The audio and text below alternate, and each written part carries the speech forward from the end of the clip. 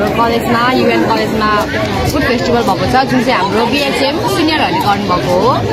देख्न सक्नुहुन्छ टाटा स्टल छ, आएर इन्जोय गर्न सक्नुहुन्छ। एकदमै मिठो खानेकुराहरू पाइन्छ, धेरै टाइपको प्रकारहरू पनि। यो यिनीहरू बनेको चाहिँ कोदोको ब्रेड हो।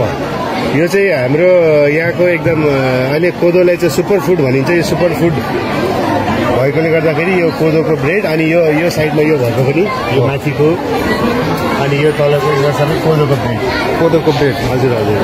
अनि यो बाँकी भनेको चाहिँ यिनीहरू फ्रेन्च ब्रेडहरू भनिन्छ। र यो चाहिँ फ्रुट कार्भिङहरू हो। यो वाटरमेलन, यो चाहिँ पपाया, यो मेवाको यिनीहरू चाहिँ सबै ठुलो होटेलहरूमा चाहिँ खानाहरू डिस्प्ले गर्नु पर्दाखेरि चाहिँ खाना मात्रै राखिँदैन, त्यसरी सजावट पनि गरिन्छ। त्यही चाहिँ यिनीहरूलाई प्र्याक्टिस गराएको यो चाहिँ यो फुड फेस्टिभलमा यिनीहरूलाई पनि प्र्याक्टिस गराएको। अरू के परिकार बन्यो सर आज? हजुर, यहाँ स्न्याक्सहरू चाहिँ धेरै आइटम्सहरू बनेको छ। अब मेन फुड फेस्टिभलमा धरानीहरूले खाने भनेकै मोमो हो। मोमोको चाहिँ धेरै आइटम्सहरू छ र हाम्रो लोकल किराती आइटम पनि केही चाहिँ छ, केही छ।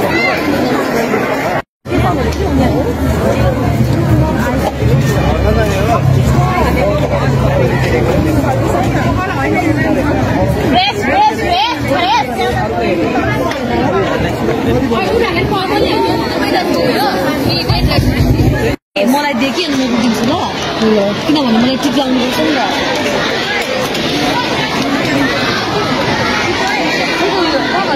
यो किरा रस कसको हो? लागेर स्वास खायो भने भन्नु न कति भयो यो फेरि अर्को किरा रस होइन।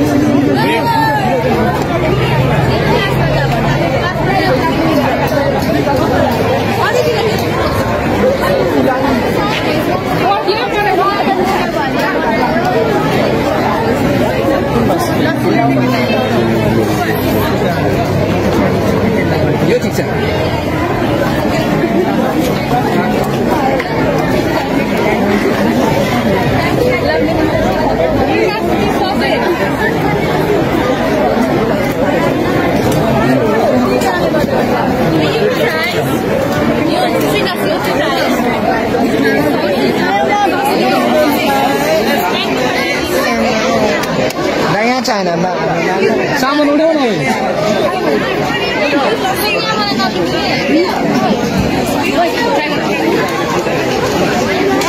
सबैले भाइरल